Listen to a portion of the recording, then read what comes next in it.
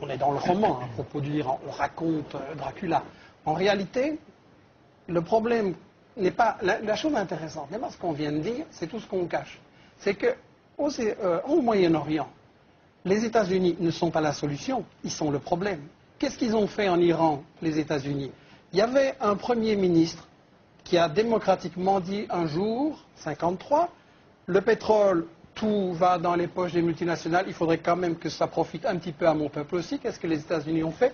Coup d'État renversé. C'était Mossadegh. Voilà, c'était Mossadegh, exactement. Et à la place, on a installé la dictature militaire du Shah d'Iran. La police politique, la SAVAK, a torturé, emprisonné, assassiné des dizaines de milliers de gens. Ça, c'est la démocratie des États-Unis en Iran. Maintenant, on nous dit, oui, mais l'Iran a des armes de destruction massive. On nous a déjà fait le coup, on sait ce que ça vaut, mais on recommence. Parce qu'on n'a pas 36 prétextes. Donc, l'Iran pourrait développer l'arme nucléaire. Bien, mais Israël a 150 têtes nucléaires. Ça, c'est les bonnes bombes, peut-être. Donc, l'Israël, qui est l'État le plus raciste au monde, qui a chassé les Palestiniens de leurs terres, qui viole toutes les résolutions des Nations Unies, l'Israël... Non mais qu'est-ce qui se passe en Iran aujourd'hui? Non mais enfin vous dites n'importe quoi. Est-ce que je vous ai interrompu? Vous expliquez qu'il y avait à SAVAK... envers les spectateurs... Non, Terminé, Michel Collomb. Il ne faut pas laisser passer des énormités pareilles. Non, mais vous avez dit des énormités, mais j'étais poli, j'ai laissé les spectateurs vous entendre. Oui. En essayant de m'interrompre, vous donnez l'impression que vous avez peur de ce que je vais dire. Laissez-moi aller jusqu'au bout. Je vous assure que je suis très calme là-dessus. Laissez-moi aller jusqu'au bout, alors. Par politesse envers les spectateurs. Allez-y, non, enfin, que la SAVAK n'existe plus, c'est quand même un peu énorme. Bafoue les résolutions de l'ONU depuis toujours, a chassé les Palestiniens de leurs terres. Ils ne s'en sortent que grâce au veto des États-Unis chaque fois, sinon c'est la condamnation internationale. Le problème ne va pas être résolu par les États-Unis et Israël, c'est eux le problème. On ne peut pas avoir une paix au Moyen-Orient tant qu'on a un État colonialiste qui place les Palestiniens dans des camps de concentration. Il n'y aura pas de paix sans la justice. C'est aussi simple que ça. Oui, d'abord deux points sur ce qu'a écrit et dit M. Baird. Effectivement, je pense que les Américains seraient très intéressés par une alliance avec l'Iran pour le gaz naturel, pour le détroit d'Ormuz, bien sûr, parce que c'est un régime qui potentiellement serait stable. On est proche de la Russie et du Caucase, très bien, mais pas avec ce régime. Tout le problème en réalité, c'est pas tellement l'Iran, c'est pas la population iranienne, c'est évidemment pas la culture ou la civilisation perse, c'est ce régime, et je serais beaucoup plus précis, ce gouvernement en particulier, parce que le régime des Mollahs, à plusieurs reprises, et là-dessus je vous rejoins, a démontré un certain pragmatisme dans les années 80. Ils acceptaient, pendant la guerre contre l'Irak, très facilement les armes américaines qui passaient par Israël. Donc ils savent parfois être pragmatiques. Mais depuis le début des années 2000, il y a un raidissement qui, me semble-t-il, ne profiterait pas aux États-Unis s'ils s'alliaient aujourd'hui avec l'Iran. Et de toute façon, Téhéran ne le souhaiterait pas. C'est le premier point. Le deuxième point, ce régime-là continue d'adopter tout de même une politique expansionniste pan-chiite. Et on voit bien à quel point, dans la région, non seulement Israël, c'est vrai, mais aussi les États arabes sunnites, je pense à l'Arabie Saoudite, mais je pense aussi à l'Égypte et à la Jordanie, font tout pour tenter de créer une espèce d'endiguement, comme on disait à l'époque de la guerre froide, contre l'Iran. Et l'Iran joue sur les minorités chiites qui existent dans chacun de ces pays, qui d'ailleurs sont assez souvent maltraités, ou en tout cas humiliés, pour essayer de casser le socle national de ces États-là. Donc je pense que dans l'état actuel du régime, et on verra bien ce qui se passera en juin prochain avec les élections en Iran, je pense que pour l'instant, en tout cas, c'est pas possible. Et puis, dernier point, je pense que les Américains sont effectivement en train de se retirer du Pakistan, puisque l'alliance aujourd'hui, pour Washington, dans cette région, c'est vraiment l'Inde. Enfin, on le voit bien, d'ailleurs, y compris d'ailleurs, avec un renforcement de la coopération nucléaire, y compris sur le plan militaire, ce qui d'ailleurs fâche beaucoup les Iraniens. Donc le Pakistan, entre guillemets, planche pourrie pour les Américains, ça c'est sûr, mais aujourd'hui, il se replie sur l'Inde. Et puis, il dispose toujours de la Turquie. Donc aujourd'hui, encore une fois, dans l'état actuel du régime, l'alliance avec l'Iran, je n'y crois pas. Et puis, alors, on est malheureusement souvent dans l'outrance dans les débats. Évidemment, je pense qu'on ne peut pas laisser passer ce que vient de dire monsieur. Il n'y a jamais eu au Proche-Orient de camps de concentration. Et là où les Palestiniens, malheureusement, et je suis premier à le déplorer, et je le dis et je l'ai écrit à plusieurs reprises, sont les plus maltraités et ont été les plus maltraités, c'est au Liban et c'est en Jordanie, notamment à l'époque de Septembre Noir. Donc qu'il y ait un très grave problème, je pense qu'on y reviendra tout à l'heure, que la souveraineté des Palestiniens doit être absolument reconnue et qu'elle arrive le plus vite possible, ça je suis le premier à le dire et à l'écrire, et encore récemment dans l'IB. Parler de camps de concentration, malheureusement, je pense qu'on est dans le... On reviendra sur le conflit israélo-palestinien. Robert Baird, vous vouliez répondre aux arguments de Frédéric Ancel, qui disait que de toute façon c'est pas possible tant qu'Ahmadinejad est là, et ensuite je donnerai la parole à Henri Laurence. Je voudrais dire d'abord, on doit une résolution du problème palestinien. Ça, c'est le problème le plus important pour avoir un État palestinien. Ça pour l'Iran, ça c'est un sujet très très important pour tous les Iraniens, pour Arménie, Niger, pour tout le monde. Donc on va y venir très vite alors au conflit israélo-palestinien, mais je voulais donner la parole à Henri Laurence. Je veux dire, le système politique de l'ensemble du Moyen-Orient est totalement malade et totalement déréglé. Et en effet, l'administration Bush sortante a été un facteur considérable du dérèglement.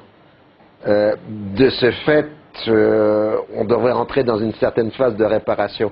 Alors par rapport au livre de notre invité, je suis d'accord sur à peu près 80% des thèses et des idées. Je trouve simplement qu'il surestime un petit peu la puissance iranienne, voire même un certain expansionnisme iranien, comme a dit mon voisin. Je pense que la position iranienne est beaucoup plus défensive qu'offensive. L'Iran est un grand pays qui a été envahi 3 fois en un siècle par des armées étrangères, qui a perdu des centaines de milliers d'hommes dans ces 3 invasions successives. Elle a besoin de se construire des glacis de défense, des bases arrières. Et en fait, toutes les menaces qui sont échangées là dans le débat, c'est tout simplement la théorie de la dissuasion. La situation infernale du Moyen-Orient, c'est que tout le monde cherche à dissuader les autres de les attaquer. Donc on multiplie les menaces réciproques. Et de temps à autre, ça claque. On a vu ça en 2006 au Liban, et on a une grosse explosion de violence et on revient dans ce jeu de menaces. Les Américains ne sont ni le problème ni la solution, ils sont un partenaire dans un système. Ils voudraient bien s'en sortir du Moyen-Orient, ils peuvent pas, parce qu'à la fois le système régional veut les éliminer du Moyen-Orient, mais en même temps le système régional veut les impliquer dans le Moyen-Orient. Et c'est en ça que leur position est impossible. Pour un petit rappel, la situation de l'Iran et des bases américaines qui l'entourent, c'était dans le dessous des cartes, l'émission de Jean-Christophe Victor. Je vous invite justement à regarder la carte. Depuis novembre 2001, avec la traque des réseaux Al-Qaïda, le pays constate l'installation de facilités militaires américaines au Tadjikistan, au Kirghizistan et en Ouzbékistan. Elle complète au sud les bases américaines dans le Golfe. À l'est, en Afghanistan, l'Iran est maintenant débarrassé du régime taliban qu'il a toujours combattu, mais ce pays est toujours aussi pauvre, toujours aussi instable, et il y a maintenant à Kaboul un gouvernement central mis en place par les États-Unis. Au sud-est, le Pakistan, également instable, est totalement écartelé entre les choix de politique extérieure du gouvernement, apparemment pro-américain, et les adhésions profondes de la société pakistanaise, musulmane et anti-américaine. Enfin, à l'ouest, évidemment, l'Irak. Avec la fin de la dictature de Saddam Hussein, le régime de Bagdad cesse d'être menaçant pour l'Iran. Mais s'installe à la place un régime, là aussi favorable aux intérêts américains, et qui permettra, à terme, la présence de bases militaires américaines. Donc notre carte le montre bien, l'Iran est encerclé par des pays désormais proches des intérêts américains.